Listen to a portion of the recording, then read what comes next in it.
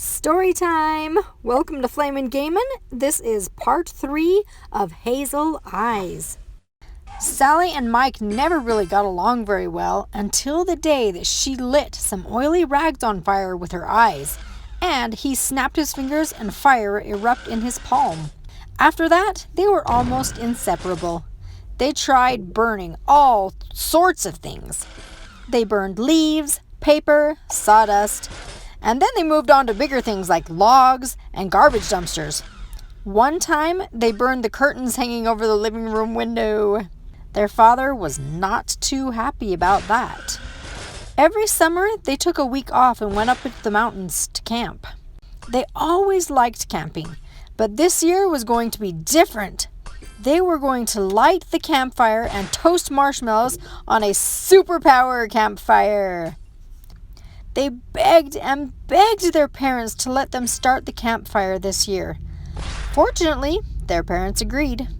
And when Sally and Mike made sure they weren't looking, they both used their firepower to light the campfire. And what a beautiful campfire it was! The family cooked their meal, roasted their marshmallows, and sat around talking until the embers were barely glowing. The night wasn't too cold, but it was time to go to their tents. Sally woke up with a start. She flapped her arm to Mike and said, "Mike, did you hear that?" Mike groggily sat up and said, "Sally, it was nothing. Go back to sleep." But Sally couldn't sleep anymore. She was sure she heard something in the bushes, something big. Then she heard it again. She sat up and screamed, which of course woke up the whole family. "Listen," she said, "there's something out there." Their dad got out of his sleeping bag, slipped on his shoes, took a flashlight, and pointed it around outside.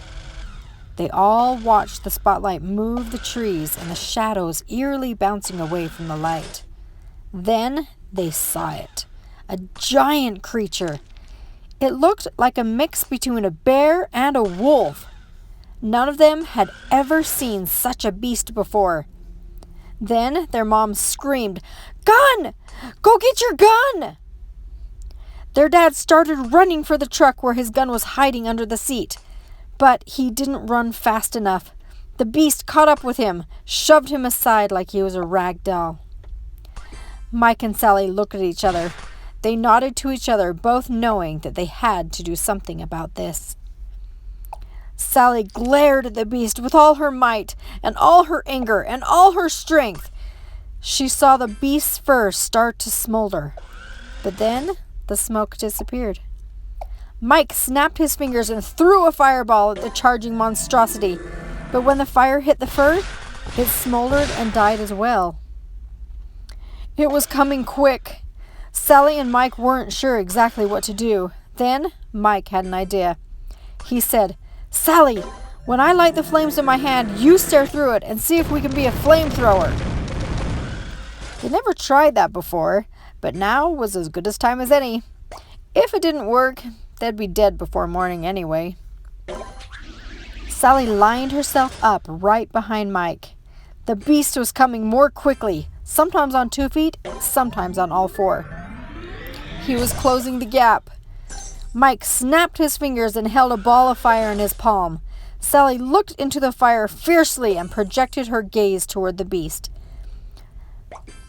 Just as Michael hoped, fire shot out in front of them, blasting the beast in its face. They heard the beast howl in pain as the fire singed the fur off its big, ugly head. Thankfully, the beast started backing away. Mike ran to help his dad to make sure he wasn't injured. Sally kept an eye on the beast, and the beast kept his eyes on her as it backed into the woods. That was enough camping for one day. The family quickly packed up their gear and headed back home.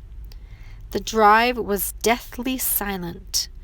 Sally knew her family would never be the same. But for the first time, she started liking her hazel eyes. But that is a story for another time.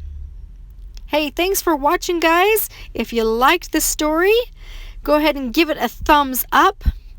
If you haven't listened to part 1 or part 2, go back to the previous levels and fill in that story.